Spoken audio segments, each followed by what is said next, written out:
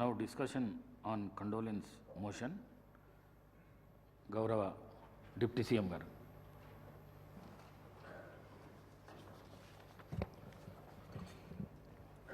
అధ్యక్ష, మాజీ ప్రధానమంత్రి డాక్టర్ మన్మోహన్ సింగ్ గారి మృతి పట్ల ఈ సభ ప్రవేశపెట్టినటువంటి తీర్మానాన్ని, అట్లాగే వారికి సభలో సభ్యులందరూ కూడా ఏకగ్రీవంగా వారికి గుర్తింపుగా ఒక విగ్రహ ఆవిష్కరణ కార్యక్రమాన్ని చేపట్టాలని, భారతరత్న ఇవ్వాలని సభానాయకులు ముఖ్యమంత్రి గారు చెప్పినటువంటి అంశాన్ని సంపూర్ణంగా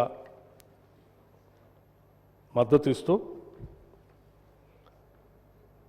వారి మృతి పట్ల తీవ్రమైనటువంటి విచారాన్ని వ్యక్తపరుస్తూ ఉన్నాను అధ్యక్ష. అట్లాగే శోకార్తులైన వారి కుటుంబ సభ్యులు కూడా నా ప్రగాఢమైనటువంటి సానుభూతిని తెలియజేస్తూ ఉన్నాను అధ్యక్ష. అధ్యక్ష, కొంతమంది ఈ భూమి మీదకి ఎలా వస్తారో అలా మాయం అవుతారు అధ్యక్ష. మరికొందరు తాము నడిచిన నేలంతా మానవతా పరిమళాలు వెదజల్లుతారు. ఇంకొందరు తమ అసాధారణ ప్రతిభతో తాము పుట్టిన దేశానికి వన్నె తెస్తారు. అటువంటి అరుదైన అసామాన్యమైన మహామనిషి డాక్టర్ మన్మోహన్ సింగ్ గారు. వారు ఈ దేశంలో చేపట్టినటువంటి అనేక పదవుల్లో ప్రతి పదవికి వన్నె తెస్తూ ఆ తీసుకున్న ప్రతి బాధ్యత నుంచి కూడా ఈ దేశాభివృద్ధి కోసం కఠినమైన నిర్ణయాలు తీసుకున్న సంగతి కూడా మనం అందరం ఈ సందర్భంగా గమనంలో తీసుకోవాల్సినటువంటి అవసరం ఉంది అధ్యక్ష. వారు సరళీకృత ఆర్థిక విధానాలతో ఈ దేశ సంక్షోభ కాలానికి ఆర్థిక సమతుల్యాన్ని పరిపుష్టి చేసి ఈ దేశం ఒక బలమైన ఆర్థిక శక్తిగా ప్రపంచ దేశాల్లో నిలబెట్టారు అని చెప్పడంలో ఎటువంటి అతిశయోక్తి లేదు అధ్యక్ష. గ్లోబలైజేషన్ కానీ, లిబరలైజేషన్ కానీ, లేకపోతే ఈ దేశానికి సంబంధించి గ్లోబల్ ట్రేడ్కి ఈ దేశ ద్వారాలు తెరిచి ప్రపంచంలో భారతదేశాన్ని గొప్పగా నిలబెట్టినటువంటి ఒక గొప్ప ఆనాటి ఆర్థిక శాఖ మంత్రులుగా, దేశ ప్రధానిగా వారు తీసుకున్న నిర్ణయాలన్నీ కూడా ఉపయోగపడుతున్నాయని చెప్పడంలో ఎటువంటి సందేహం లేదు అధ్యక్ష. కేవలం ఈ దేశ ఆర్థిక విధానాలకు మాత్రమే సంబంధం కాకుండా ఈ దేశంలో ఉన్నటువంటి అనేక అసమానతల్ని, ఈ దేశంలో ఉన్నటువంటి సామాజిక పరిస్థితులను కూడా పూర్తిగా అవగాహన చేసుకొని వాటన్నిటికి కూడా అపారమైన సేవ చేసి చట్టాల ద్వారా ఈ దేశంలో ప్రజల్ని ధైర్యంగా నిలబెట్టినటువంటి వ్యక్తి కూడా డాక్టర్ మన్మోహన్ సింగ్ గారు అధ్యక్ష. దేశ సామాజిక రంగానికి వారు చేసినటువంటి సేవల్లో ఆనాడు యూపీఏ చైర్పర్సన్గా శ్రీమతి సోనియా గాంధీ గారి ఆధ్వర్యంలో దేశ ప్రధానిగా మన్మోహన్ సింగ్ గారు తీసుకున్నటువంటి కార్యక్రమాలు అనేక కుటుంబాలని దారిద్ర్యం నుండి బయటపడేయటమే కాకుండా పేద ప్రజల అభ్యున్నతి కోసం, సామాజిక రంగంలో భేదాబిక్కి ప్రజల సమున్నతి కోసం, వాళ్ళ హక్కుల కోసం అనేక చట్టాల రూపకల్పన చేసినటువంటి విషయాన్ని కూడా మనం అందరం గుర్తు చేసుకోవాల్సినటువంటి సందర్భం అధ్యక్ష. అందుకే ఆనాడు ఇప్పుడే సభానాయకులు చెప్పినట్టు వారు ఈ దేశంలో, ఈ దేశ పరిపాలనలో ఒక రకమైనటువంటి సమాచారాన్ని తీసుకోవాలంటే ఏ సామాన్యుడికి కూడా అందుబాటులో లేనటువంటి పరిస్థితుల్లో, ఎవరు ఊహించే రీతిలో సమాచార హక్కును 2005లో తీసుకొని వచ్చి ఒక సామాన్య పౌరుడు కూడా ఈ దేశంలో, భారతదేశంలో జరుగుతున్నటువంటి పాలనాపరమైనటువంటి విశేషాలు సంబంధించిన హక్కుని పొందేటువంటి విధంగా చట్టాన్ని తీసుకొని వచ్చారు అధ్యక్ష. అట్లాగే దేశంలో గ్రామీణ ప్రాంతాల్లో నివాసం ఉంటున్నటువంటి పేద ప్రజల అందరికీ కనీసం ఒక ఉపాధి అవకాశం దొరకాలనేటువంటి ఆలోచనతో తీసుకొచ్చినటువంటి మహాత్మా గాంధీ జాతీయ గ్రామీణ ఉపాధి హామీ పథకం కూడా ఈ దేశ గతినే మార్చేసిందని చెప్పడంలో కూడా ఎటువంటి సందేహం లేదు అధ్యక్ష. దేశవ్యాప్తంగా ప్రపంచవ్యాప్తంగా ఎకనామిక్ క్రైసిస్ వచ్చినప్పుడు కూడా, రెసిషన్ వస్తే కూడా ఉపాధి హామీ పథకం ద్వారా కొన్ని వేల కోట్ల రూపాయల గ్రామీణ ప్రాంతాల్లో సర్క్యులేషన్లోకి రావటం వలన భారతదేశం అటువంటి ఎకనామిక్ రెసిషన్ బారిన పడకుండా కాపాడుకోగలిగామంటే ఆ చట్టమే ఉపయోగపడిందని చెప్పడంలో కూడా సందేహం లేదు అధ్యక్ష. అట్లాగే తరతరాలుగా అటవీ ప్రాంతంలో నివాసం ఉంటూ ఎటువంటి హక్కులు లేకుండా, ఆత్మగౌరవం లేకుండా బతుకుతున్నటువంటి వారందరికీ భూమిపైన హక్కును కల్పించి ఆత్మగౌరవంతో బతకడానికి తీసుకొచ్చినటువంటి అటవీ హక్కుల చట్టం కానీ, లేకపోతే అసంఘటిత కార్మికుల సామాజిక భద్రతా చట్టం 2008లో తీసుకొచ్చినటువంటి చట్టం కూడా ఇది పెద్ద ఎత్తున ఈ దేశంలో ఉన్నటువంటి వికలాంగుల సంక్షేమం కోసం, ఆరోగ్య భద్రత, గర్భిణీ స్త్రీల రక్షణ కొరకు, వృద్ధుల పెన్షన్ కోసం పెద్ద ఎత్తున ఈ చట్టం ఉపయోగపడిందని చెప్పడంలో మనందరికీ గుర్తు చేసుకోవాల్సిన అవసరం ఉంది అధ్యక్ష.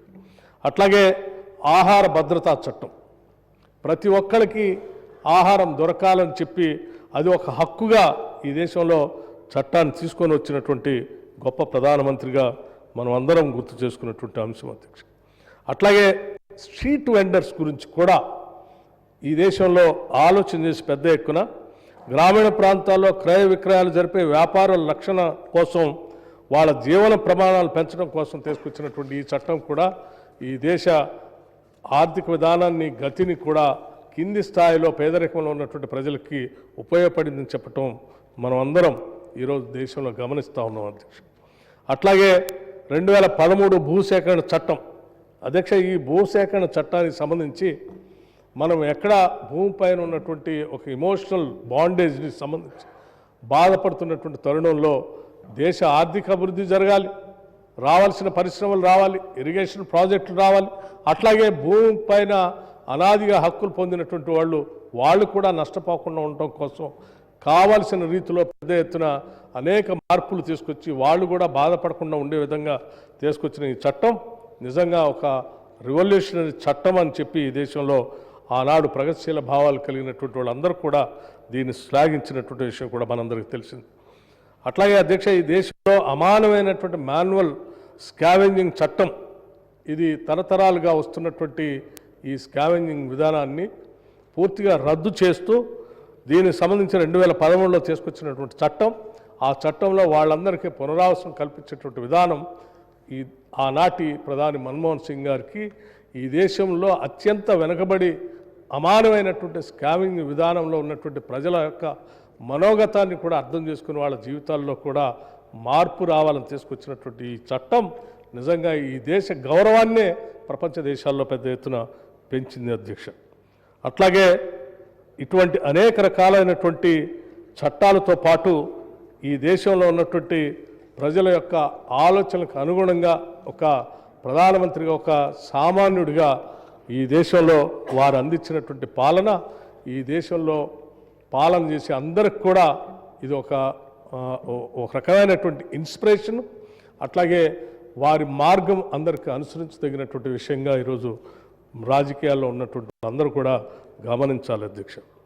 అట్లాగే ఈ దేశంలో ఉన్నటువంటి ప్రజలందరికీ మన్మోహన్ సింగ్ గారు చేసినటువంటి సేవలు, వారు చూపించినటువంటి దార్శనికత ఎంత గొప్ప విషయమో అదే స్థాయిలో తెలంగాణ ప్రజలు మరీ మర్చిపోకుండా తీసుకున్నటువంటి వారు తీసుకున్న నిర్ణయం తెలంగాణ ప్రజలకి అత్యంత ఇష్టమైనటువంటి నిర్ణయం అధ్యక్ష. దశాబ్దాలుగా తెలంగాణ కోసం కొట్లాడుతున్నటువంటి ఈ ప్రజల యొక్క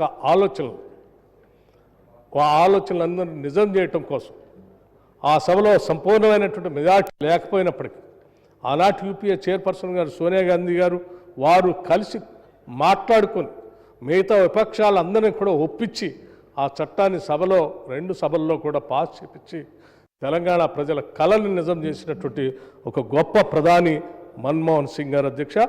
వారు చేసినటువంటి సేవను యావత్ తెలంగాణ ప్రజలందరూ కూడా తెలంగాణ రాష్ట్రం ఉన్నంతకాలం గుర్తు చేసుకుంటుందని చెప్పి ఈ సందర్భంగా మీ అందరికీ మనవి చేస్తూ ఉన్నాను అధ్యక్ష.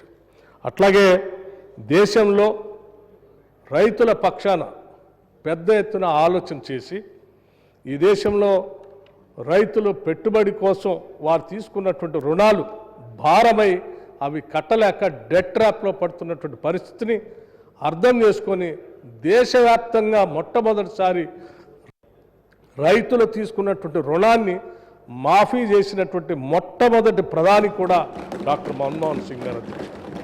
ఈ విషయాన్ని ఈరోజు మనం ఈ రాష్ట్రంలో 2 లక్షల రూపాయల రుణమాఫీ చేసుకున్నటువంటి సందర్భంలో నేరుగా 21,000 కోట్ల రూపాయలు తెలంగాణ రాష్ట్రం రైతుల అకౌంట్లో వేసామనంటే దానికి మార్గదర్శి కూడా ఆనాటి మన్మోహన్ సింగ్ గారే అని చెప్పి ఈ సందర్భంగా మనందరం గుర్తు చేసుకుంటూ మరొకసారి వారి ఆత్మకి శాంతి కలగాలని వారి కుటుంబ సభ్యులందరికీ కూడా నా ప్రగాఢమైనటువంటి సానుభూతి తెలియజేస్తూ సభానాయకులు ప్రవేశపెట్టినటువంటి ఈ తీర్మానానికి ముఖ్యంగా భారతరత్న ఇవ్వాలని చెప్పినటువంటి అంశాన్ని ఏకగ్రీవంగా సభలో ఉన్నటువంటి సభ్యులు అందరూ కూడా దానికి ఆమోదం తెలపాలని, అట్లాగే ఒక ప్రముఖమైనటువంటి ప్రాంతంలో వారి విగ్రహాన్ని పెట్టాలని చెప్పి గౌరవ ముఖ్యమంత్రి గారు చెప్పినటువంటి అంశాన్ని కూడా అందరం సానుకూలంగా స్పందించి దానికి ఆమోదం తెలపాలని చెప్పి మీ అందరినీ కోరుతూ మరొకసారి వారి ఆత్మకి